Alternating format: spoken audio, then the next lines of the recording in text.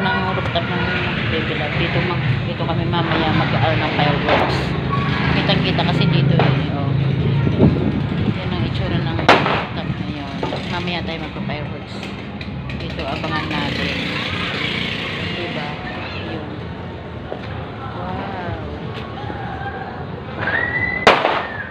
Mamaya. Naingay na nga. Oh. Aming bata.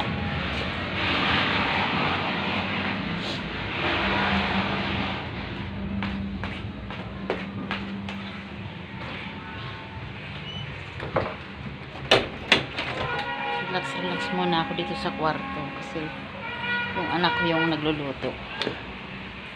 Buti naman kinuha ko lang yung sampay kasi nagluluto, mag-iihaw sila dun eh. Ayun yung sa akin naman. Ayun yung ano ko. Ayun, gulo-gulo ng ano ko.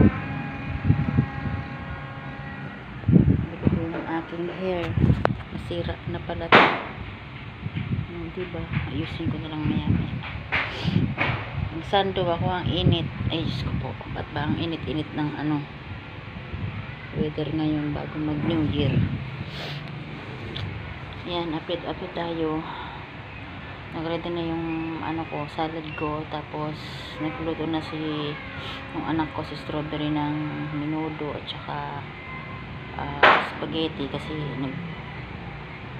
carbonara kasi kami nung Pasko.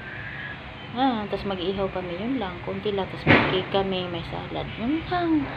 Tama lang, yung makaraos lang, hindi naman kailangan marami. At ilan lang kami dito, may raos lang yung New Year.